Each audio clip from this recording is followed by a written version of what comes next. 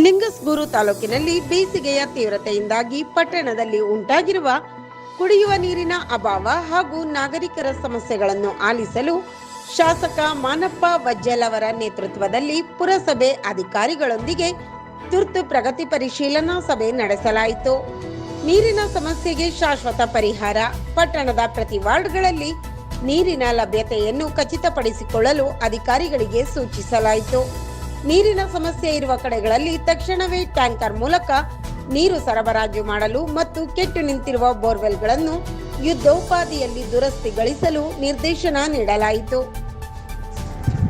ಒಂದು ವೇಳೆ ವಾರ್ಡ್ಗಳಲ್ಲಿ ನೀರಿನ ಸಮಸ್ಯೆ ಉಂಟಾದರೆ ಅದಕ್ಕೆ ಸಂಬಂಧಪಟ್ಟ ಅಧಿಕಾರಿಗಳನ್ನೇ ನೇರ ಹೊಣೆಗಾರರನ್ನಾಗಿ ಮಾಡಲಾಗುವುದು ಎಂದು ಶಾಸಕರು ಕಠಿಣ ಎಚ್ಚರಿಕೆ ನೀಡಿದರು.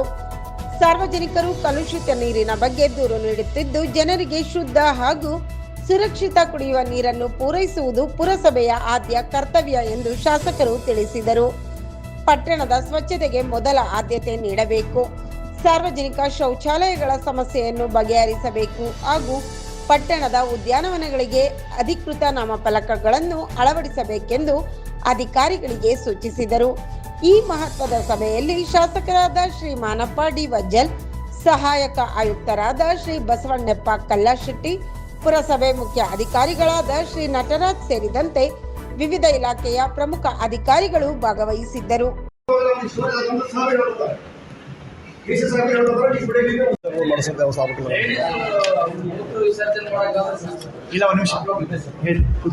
ಅದಕ್ಕೆ ಸಂಬಂಧಪಟ್ಟಂಗೆ ಸರ್ ನಾವು ಇದ್ರ ಬಗ್ಗೆ ಚರ್ಚೆ ಮಾಡಿದಾಗ ಏನಂತಂದ್ರೆ ಈ ಕಮ್ಯುನಿಟಿ ಟಾಯ್ಲೆಟ್ಸ್ ಅಂತ ಇರ್ತಾವೆ ಸರ್. ಕಮ್ಯುನಿಟಿ ಟಾಯ್ಲೆಟ್ಸ್ ಏನಂತಂದ್ರೆ ನಮ್ಗೆ ಅದೊಂದು ಅಟ್ಲೀಸ್ಟ್ ಒಂದು 15 ಲಕ್ಷ 16 ಲಕ್ಷಕ್ಕಿಂತ ಕಡಿಮೆ ಆಗೋದಿಲ್ಲ ಸರ್.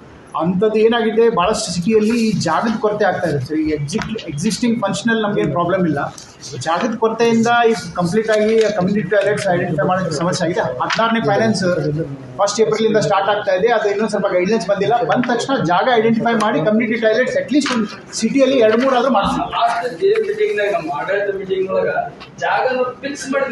ಎಲ್ಲಿ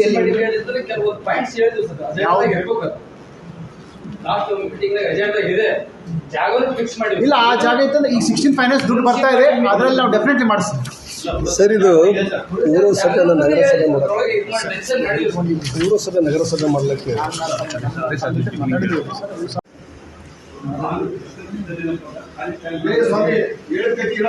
ನೀರಿದೆ, ನಮ್ಮಲ್ಲಿ ಮೋಟರ್ ಇದೆ, ಟ್ಯಾಂಕ್ ಇದೆ, ಏನು ಅಟ್ಯಾಚಿಗೆ ಬರೋದು 20 ಹೋಗೋದು 120 ನೀವು ಮಾಡ್ಕೊಂಡಿರ್ತಕ್ಕಂಥ ಸಮಯ ಅದು. ಏನ್ ನಿಮ್ಗೆ ಇಷ್ಟ ಬಂದ ಸಮಯ ಮಾಡ್ಕೊಂತೀರಿ ನೀವು? ಅಂದ್ರೆ ಈ ಲಿಂಗಸೂರು ಸಿಟಿ 3 ದಿನ ನೀರು ಕೊಡಬೇಕು ನಮ್ಗೆ. ಎಲ್ಲೆಲ್ಲಿಲ್ಲ ಕರ್ನಾಟಕದಲ್ಲಿ 3 ದಿನ ನೀರು ಬಿಡೋದು. ಪಕ್ಕದಲ್ಲಿ ನಾವು ಇಷ್ಟೊಂದು ನೀರು ಕೆರೆ ಇಟ್ಕೊಂಡು, ಚಾನಲ್ ಇಟ್ಕೊಂಡು, ಡ್ಯಾಮ್ ಇಟ್ಕೊಂಡು, ನದಿ ಇಟ್ಕೊಂಡು 3 ದಿನಕ್ಕೊಮ್ಮೆ 10 ದಿನಕ್ಕೊಮ್ಮೆ ಇದು ಬೇಕಾಯ್ತು. ಮಾಡೋದು ನಿಮ್ಗಾದ್ರೂ ಸ್ವಲ್ಪ ಮಾನವಂತಿರ್ಬೇಕು, ಕೆಲಸ ಮಾಡೋರಿ. ದಿನ ನೀರು ಕೊಡೋಕೆ ಹೋಗ್ತೈತಿ ನಿಮಗೆ ಸಾಹೇಬ್ರೆ. ಡೈಲಿ ಕೊಡ್ರಿ, ಡೈಲಿ ಮೋಟರ್ ಅಪ್ಡೇಟ್ ಮಾಡ್ರಿ, ಡೈಲಿ ನೀರು ಮಾಡ್ರಿ. ಇಲ್ಲಿ ಡೈಲಿ ನೀರು ಕೊಡೋಕೆ ಅವಕಾಶ ಇಲ್ಲ ನಮಗೆ.